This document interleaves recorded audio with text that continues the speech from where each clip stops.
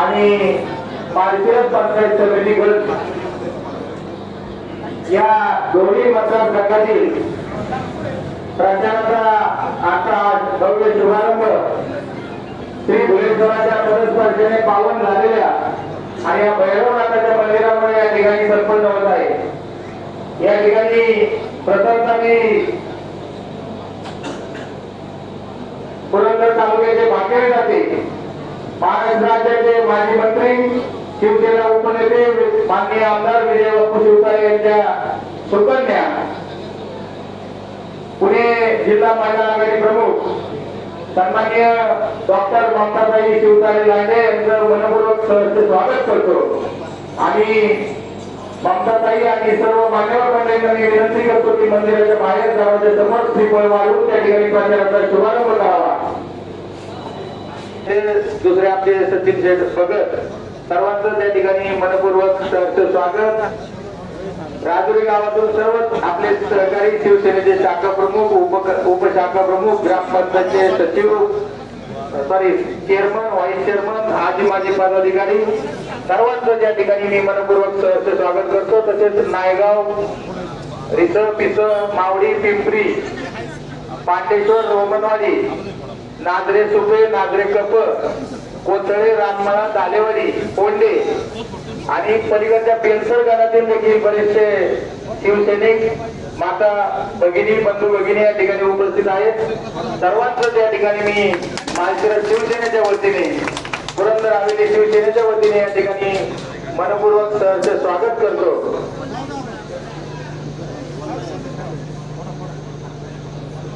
या ठिकाणी ममताताई शिवतारे लांडे तसेच पुणे जिल्हा नियोजन समितीचे माजी सदस्य आणि आपल्या बेलसर माळशिरस जिल्हा परिषद गटाचे शिवसेनेचे तालुका समन्वयक सन्माननीय गणेश शेठ मोळी सन्माननीय पोपट अण्णा केंगरे युवासेना तालुका प्रमुख नितीनराव कुंजीर शिवसेनेचे माळशिरस पंचायत समिती गणाचे उमेदवार ग्रामपंचायत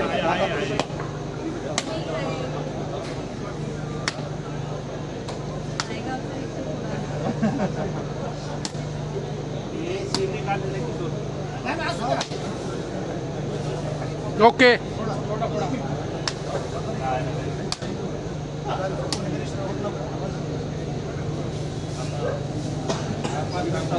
गणेश दादा इकडे ओके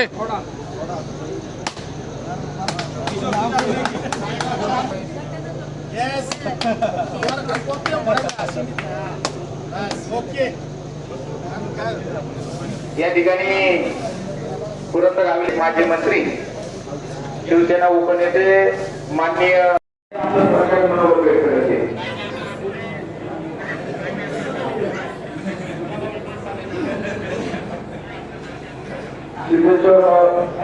पोलीस महाराष्ट्राच्या महाराष्ट्रामध्ये आपण 2026 जिल्हा परिषद आणि पंचायत समितीच्या सार्वत्रिक निवडणुकीसाठी सामोरं जात आहोत।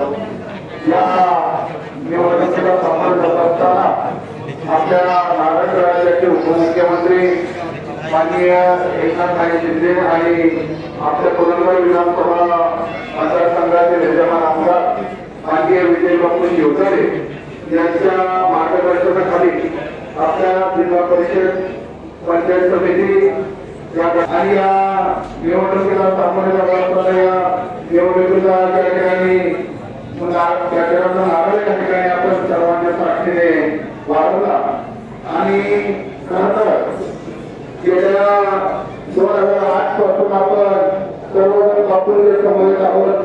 बापूंच्या खांद्याला खांदा लावून आपण सर्वजण काम करत आहोत। पहिली बापूंची आमदारकी आपण सर्वांनी पाहिली विकास कामाचा झाला आणि त्यानंतर बापूंच्या विचारधारेने आपल्या या पुरंदर तालुक्यामध्ये भरपूर विकास कामं झाली. विमानतळ असेल, IT पार्क असेल, फुलझोडीचं गाव असेल आणि गावोगावी जे काही छोट्या मोठ्या सुधारणा आहेत त्या सुद्धा कोट्यावधी रुपये देऊन बापूंच्या माध्यमातून आपण या ठिकाणी आणि विजय बापू शिवतारे यांच्याकडे पाहून आपण सर्वांनी त्या 5 तारखेला धनुष्यबाणाच्या समोरील बटन दाबून आपल्या पंचायत समितीवर शिवसेनेचा भगवा आणि जिल्हा परिषदेवर शिवसेनेचा भगवा फडकवावा यासाठी आपण शिवसेनेच्या धनुष्यबाणाच्या समोरील बटन दाबून मला स्वतःला आणि शरदराव यादव यांना विजय करा, प्रचंड बहुमताने विजय करा असं आवाहन करतो आणि थांबतो. जय हिंद, जय महाराष्ट्र. म्हणणं येतं की आमच्या गावामध्ये विकास कामं झाली नाही. इथनं मागे जे जिल्हा परिषद सदस्य, पंचायत समिती सदस्य होऊन गेले त्यांना खरं तर विकास करता आला नाही. जो काही थोडाफार केला तो फक्त स्वतःच्या गावात केला. पण इथनं पुढं इतर मतदारसंघामध्ये पण काही बापूंच्या नेतृत्वाखाली त्या ठिकाणी निश्चित झाला होता. त्याच पद्धतीची आजची प्रचाराची शुभारंभ सभा आहे. बापू ज्यावेळी येतील त्यावेळी आणखी खूप मोठी गर्दी या ठिकाणी होईल. या ठिकाणी शिवसेनेची सभा आहे आणि खरं तर काही घोषणाच झाल्या नाही. मला कुठेतरी कमी वाटते तर आपण काही घोषणा देऊया सर्वांनी. जय भवानी, आवाज कुणाचा? आवाज कुणाचा? विजय बापू शिवतारे तुम आगे बढ़ो, हम तुम्हारे साथ हैं. आमचा भाई शिवतारे तुम आगे बढ़ो, हम तुम्हारे साथ हैं. रमेश आंबानी आप आगे बढ़ो, हम तुम्हारे साथ हैं. शरद यादव आगे बढ़ो, हम तुम्हारे साथ हैं. केली या माळशिरस गावात असलेलं प्राचीन असं भुलेश्वर मंदिर माझी खरंच मनापासून खूप श्रद्धा आहे आणि खूप प्रसन्न वाटतं. त्या मंदिरात आपण सुरुवात केली.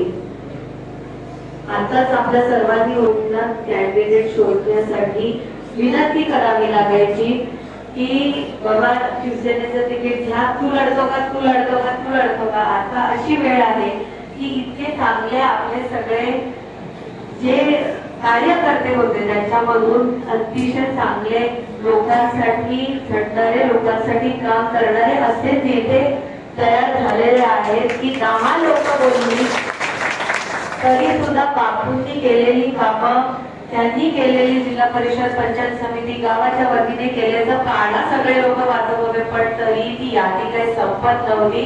आणि आता आपण जो उल्लेख केला 11 कोटीची कामं, 37 कोटीची या गटासाठी कामं, ही कामं फक्त 24ला बापू निवडून आल्याच्या नंतरची आहेत. 2 तास आपल्याला बोलावं लागेल. तर असं बापूंचं काम आहे. पुरंदर उपसाचा वारंवार उल्लेख होतोय. या गावासाठी पुरंदर उपसा काय आहे याची साक्ष मी स्वतः आहे. आज संतोष यादव इथे नाही आहेत. बापू पहिल्यांदा आमदार झाले त्याच्यानंतर तेव्हा आम्ही त्यांच्या घरी जेवायला आलो होतो. जेवण झालं त्याच्यानंतर हात धुवायला पाणी बाहेर नव्हतं. घराच्या बाहेर येते मला म्हणते ताई इथे घराच्या बाहेर डाळिंबाची, सीताफळीची कॅरेट होती आणि प्रत्येक जण आम्ही प्रचार करत होतो पण हे सगळं विकण्याच्या मार्केटमध्ये जाण्याच्या घाईत होतं. हा फरक बापूंनी तालुक्यात केला. आता हा फरक त्यांनी का केला? कारण ते सुद्धा तिथून येतात. या अडचणी काय असतात, शेतकऱ्याला पाण्याची किती गरज असते.